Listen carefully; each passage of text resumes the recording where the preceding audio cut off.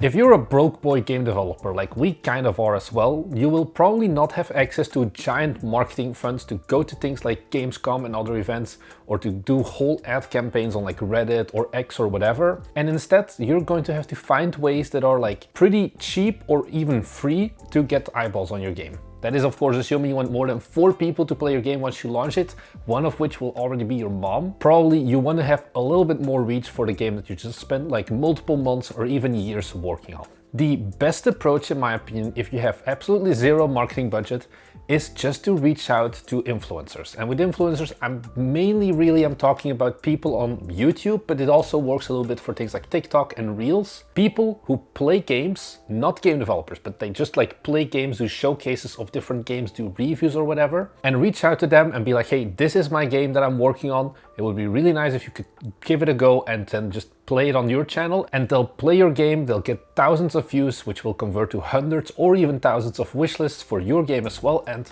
you're off to the races basically. And on top of that, we're also game dev YouTubers, which means that we also make videos about your games, where you guys actually submit your games to me for our stream that we did last week where we roasted your games. And I felt like that was a good point to look at, okay, what are these submissions and how does the process work, being one of those people who has to decide on what games am I going to cover, yes or no? Because now I've been on both sides. I've been the person who sent out the emails of, hey, please go and play Forge Industry and give us free coverage basically. And I've also had the wave of you guys, the game developers, come to me and basically ask the same thing, like, hey, want to play my game and give me some coverage? And I think there are a lot of things that you need to keep in mind here. And I'm going to start with some uncomfortable truths. And that first one is that a marketable game is a pretty game. And this is something where I always have to say this, but unfortunately a pretty like generic pixel art or like 2D game is going to be infinitely harder to market, for example, than a 3D game with vibrant colors and like a really unique art style. And I was kind of not nearly disappointed maybe by it, but we got about 40 submissions for the Roasting Your Game stream.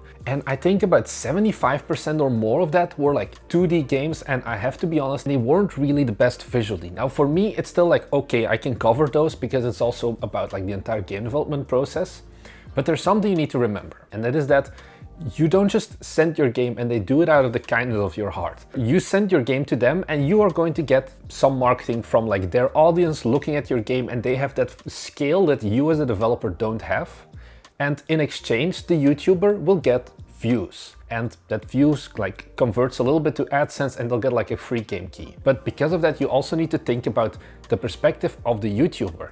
If you're submitting really ugly, like generic looking games, there is no reason for that YouTuber to play that game because he will simply not get as many views. There's one exception to this we'll talk about later on, but in general, going for a prettier game is going to give the YouTuber more views, which in return is going to give them more AdSense and more growth, and is going to give you also more wish lists and things like that. It's kind of like a symbiotic relationship where the more quality of a game you give to that influencer to play, the more you're going to get back in return. If you have generic 2D platform number 455, well, there's no reason for anyone to want to watch that game because it's nothing new, which means that there's going to be bad views for the YouTuber, which means, once again, you're not going to get as many wishlists, and the view to wishlist conversion also isn't going to be as high. This is why we really wanted to focus on our visuals for Guild Architect, because that's what I've learned as well. The biggest issue with Forge Industry was simply the fact that the game didn't look good. And I'm gonna be honest, it was still 3D. I think if we would have tried to make like with our art skills in 2D, it would have gone even worse. Really focusing on the art first, if you want to think about marketing with other YouTubers, is the most important thing. And also keep in mind here that whilst I've been talking so far about just purely the game visuals, your Steam capsule is also very important actually. You need to treat your Steam capsule as a YouTube thumbnail basically. So ideally get some more vibrant colors, put like some humans on it. Don't go like all crazy and put like red circles on it. But when a YouTuber is going to cover your game, 99% of the time, they are just going to take your capsule image and use it as their thumbnail. So if you have a bad capsule, you can have still a great game, like the game itself looks visually great, but the YouTuber's audience is just simply not going to click on that capsule, which means you're simply not going to have as many views. So those are things you need to keep in mind as well. Don't just make a capsule to throw it on Steam because Steam requires it, or it's just some shitty thing you threw together in Paint. But really think about, okay, it's not just about Steam, how is this going to perform on YouTube as well? And then there is a second uncomfortable truth that you need to accept, and it is that every day more and more games keep getting released. We've been talking about this before. So far, over 4,000 games have released in purely 2024 on its own. And this is starting to form a problem because there are more games being released right now than that there are YouTubers to cover those games, basically. One of the biggest indie game coverage YouTubers, Wonderbot, made a very deep blog post about it that I'll link down below as well, talking about this exact issue, because it's not just a matter of making more videos because there's more games. Because first of all, making those videos still costs a lot of time. There's like a limit to it, and Splattercat is not like a giant company. And also the YouTube algorithm, once you upload more than 3 videos in a single day, will stop notifying viewers that, hey, there's new videos out, and you will get punished algorithmically a lot with all of those other videos. So it just doesn't make sense to release more than 3 videos a day. And even then, it still doesn't always make sense to upload 3 videos a day without that algorithmic punishment, because you also need to keep in mind that there's something called viewer fatigue, where if people see your videos too much, they won't really care for them anymore. This is something we also experienced ourselves, where at a certain point in November last year, I was like, hey, let's increase our views and our ad revenue by 50% just by uploading 1 extra video a week. So we started uploading on Sundays, but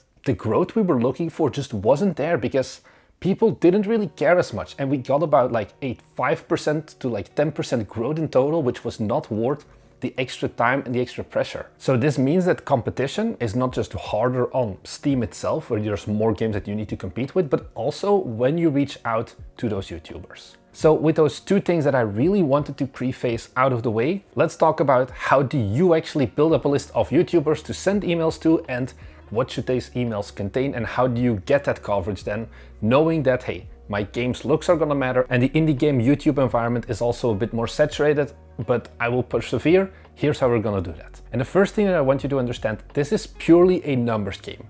I'm gonna say some words that are going to make you probably scared right now, but it's called cold outreach and sales. And this is something that I've learned from my previous job as well, where I used to work in sales. If you haven't sent your game with like a build and a code and whatever to at least 100 YouTubers, in my opinion, you haven't really tried influencer marketing. So often I talk to people, like for example, through our coaching on our Patreon, where they're like, hey, I've tried marketing my game. I sent like a few emails and I'm like, how many did you send? And they're like, oh my God, I sent 10. I sent so many. Why is no one responding? And I'm like, this is normal, because generally when we did Forge Industry, we had a response rate of about, I would say 5 to 7% of just people who answered our email, let alone make a video. I think that's more like 3 or 4%. And looking at that, it's simply a matter of the more emails I'm gonna send, the more chance I'm gonna have that people are gonna respond and actually play my game. And really, you need more than 100 YouTube channels, in my opinion, to reach out to before you can really say that you've tried marketing your game to influencers. And 100 sounds like a lot. Like, do you even know 100 channels that would cover your game? Probably not. But remember that this is still free marketing. And even if you put in like 5 hours just looking through YouTube, finding people who play similar games to yours, that is still going to be worth it compared to spending hundreds or even thousands of dollars on like a single sponsored video. So how do you exactly find these channels to reach out for? The first thing you should do is figure out at least 5 games that are like quite similar to yours in terms of genre and in terms of gameplay. And what you're then going to do is just in YouTube, type like the name of your competitor games. For example, in our case, it was Factory Town and like Satisfactory, Factorio, Hydroneer, and Timberborn. And for all of those, you're just going to look up for like reviews, for example, or Let's Plays. And every single channel basically that you find here, you're going to put into a giant Excel list. And this is going to give you a whole bunch of results. Now, what I suggest you do here as well is filter out channels that haven't really uploaded something similar to your game in the past like 3 months, and also channels that are less than, I would say, 5,000 subscribers. You can go for less than 5,000 and they will probably respond, but at that point, it's going to be a less high return on investment of just the amount of wishlists you're gonna get when they cover your video. We have a few channels as well that have like 1,000 subscribers that covered Forge Industry that we sent a key to, but the impact of that wasn't really noticeable anymore in terms of an actual wishlist spike. And really go wide here. Don't just stick to purely reviews and Let's Plays, but some other things you can do is like look at like what VTubers are playing, for example, or try and localize your game. If you've got a game that's localized, for example, German, or what we did in Forge Industries' case, Japanese, don't just look up like English videos, but look up German videos, like translate Let's Play to German and just put that behind your competitor games' names and add all of them to the list. We had a lot of success by just reaching out to a few Japanese YouTubers who played our game, and because we had a little bit less competition, because not as many games were localized to Japanese, we managed to stand out much more, and we actually got a pretty noticeable impact in terms of wishlists, even though some of the videos only got like a few thousand views. And then for all of these channels, you're going to put them in a giant spreadsheet. And what you want to do here is just have the channel name, have like a link to the channel, and then find their contact email. YouTube allows you to do this very easily. You can just go to their channel, and then in like the about page, you have to solve a CAPTCHA, and then you just get their email address if they've configured one that you can reach out to. Or sometimes they just write it plain text in their about me. There are like some CAPTCHA limitings, but you can work around them pretty easily. And otherwise, well, you just have to spread this out over multiple days, but you'll be fine. So you've built up a list of more than 100 YouTubers at this point that you want to reach out to. And I mean, I'm just saying YouTubers, but this also works for TikTok or for Twitch streamers or whatever, but it's not something that I'm familiar with. But the same rules generally do apply here of how do you find those games and how do you like reach out to them. Once you've done that, it's time to formulate the exact email. Now, maybe very quickly, when should you send out this email? Because that's very important as well. You shouldn't just spam the creators with an email every 2 weeks of like, hey, please go and play my game. Hey, have you had a chance to play my game yet? You're only going to have like 1 or 2 shots really that I would suggest you sending them an email before you're going to become annoying and they're just gonna wanna block you. And what I would suggest here is to send those emails as late as possible. Ideally only in like the month leading up to your release where you already have a very fleshed out demo. Maybe you can link it to something like a Steam event. If you're doing something like Steam Next Fest, be sure to send them the email and like the demo in advance already that you're going to put on the Steam Next Fest, because they're going to be swamped around those areas because there's going to be a lot more games for them to cover. But wait as long as you can, I would say. Now, also keep in mind it generally takes 2 weeks from them getting the email and being like, okay, I'm gonna make a video about this, to them actually uploading it. So don't do it like 1 week before release, because then it's gonna be too late. Really, I would say like 6 to 4 weeks before you're looking at your game's release. That is the optimal time to really just start mass reaching out. And how do you reach out? Like I said, this is purely following the cold outreach method, basically, of what like any other industry does. You're gonna start with a catchy title. That is honestly already very important. Don't just title your game like New Survivor like, or purely the name of your game, because it doesn't give them context. Something that I think we did pretty well with our outreach emails is whenever we had a channel that we were reaching out to that had previously covered Satisfactory or Factorio, another game with conveyor belts, we would title our email with like conveyor belts suck, here's why. And that was a title that was very clickable. Like once again, your emails got a clickbait the YouTubers basically to want to open them. That's already the biggest struggle, getting them to actually read the email contents. Then if they do click it open, don't write your entire life story. Just be like, hey, we're a game studio. This is our 2-sentence pitch. I generally go for 2-sentence pitches of what is the game and what makes it special. So the first sentence is just, we are an automation game, and the second sentence is something along the lines of, hey, what makes it special is that we have no conveyor belts and we purely use spot finding instead. Then after that pitch, just include the Steam key already. You really want to make sure that the person reading your email, their life is as easy as possible. They don't want to bother with sending you back an email and then maybe you don't respond anymore because you're sleeping, and then suddenly 2 days have passed before you send them a key. Just send them the key in the email already immediately. Make it as easy as possible for them to play your game. Similarly, after the key, have a link to your Steam store page and have a link to your press kit where they can download things like the high quality cover art of your game for the thumbnail, or get some short like text blurbs about what is the game about, so they can really just make a video about it. Honestly, best case is that they don't even have to send you an email back asking for anything, and you'll just see the video they make about your game up here, because that is going to be the easiest for you and you really want to make it as easy as possible. You can also include things like GIFs and images in your email. We didn't do it because at the end of the day, a lot of email clients block these by default anyway due to security settings, so really just focus on having that 2-sentence pitch. And that's basically everything you need to get started with that influencer outreach. Now I have 2 more subjects that I quickly want to cover over. The first one is sponsoring, because you see this as well, where a lot of channels, they will play a game and it will say like hashtag ad or hashtag sponsored at the end of it. And sponsoring is a great way to get a 100% success rate basically on sending an email and your game being played. But I'm not a big fan of it because you can't afford sponsoring. I'm gonna be playing here, and it isn't really going to be worth it. Because in my experience, a channel of about 50,000 subscribers will ask about $1,000 to $2,000 for a single video that will get about 15,000, 20,000 views if you're lucky for covering your game. And that's a lot of money if you ask me. There's a lot of stuff you can do with that money instead, such as subscribing to our Patreon, where for just like 12 bucks, you get so much extra in-depth content about our game. And I think it's a much better return on investment, even if you don't get a wish list from it, just in terms of the extra in-depth videos we make over there. But also remember that, hey, if your game is ugly or your game isn't clickable or you don't have a good title and thumbnail, they will just take your money and they don't care about your video performing horribly. When you have that giant list of YouTubers, you'll also notice that some of them will like respond, or like it won't be the creator themselves responding, but the agency with like a whole rate card. Honestly, just don't bother with that. Like if they have a PR agency as like their email, they will not play your game for free, and at that point just drop them from the list. They are not going to respond. Even if you have the coolest game, you could try, but you need to remember that the PR firm's job is to earn as much money for the creator as possible. So don't go for those as well. Just skip those and find other creators.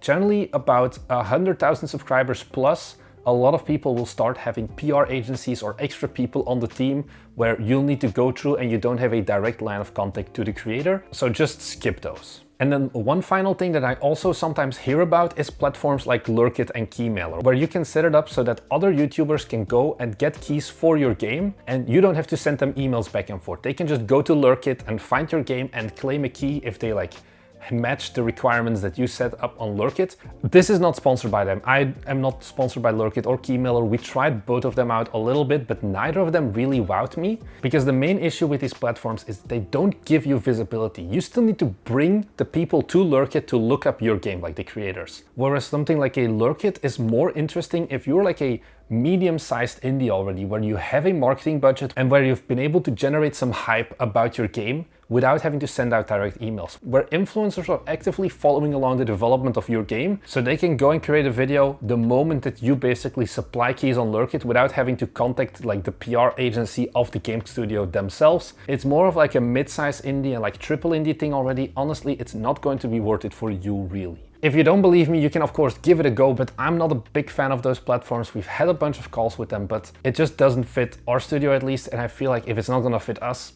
99% of the time it's not going to fit you either. This has become a bit of a longer video already, but this is honestly everything you need to know in my opinion about reaching out to influencers. It is a really good way to get marketing for your game still, so really the earlier you can start building that list, the easier your marketing for your game will be once you're getting close to release. Once again, of course, remember, visuals, they are still also important if you are making a game that is a 2D platformer with a pretty basic color palette using only like asset store sprites. There's not going to be much that will convince a YouTuber to play your game, because that is something that you need to think about already from the beginning of your development cycle. How marketable is my game? But even then, you can still reach out to as many people as possible. It's really a numbers game. Go for over 100, go for over 200 if you really want to try. And this way I can guarantee you some people will play your game and you will get some wishlist from it already. And it is going to be better than just posting your game on Reddit or on like X or something with Screenshot Saturday. I will guarantee you that. So I hope this video taught you some more stuff. As usual, if you have any questions, you can head down below in the comments and leave them there, or join our Discord where you can just interact with me and other game devs more directly. If you're new here as well, we make 2 videos every week about game development, the things that we learn along the way, and just sharing the ups and downs of game development with you. So if you aren't subscribed yet, I would really suggest you do so, because there's a lot of value on this channel. Thanks for watching, and I'll see you guys in the next one. Bye!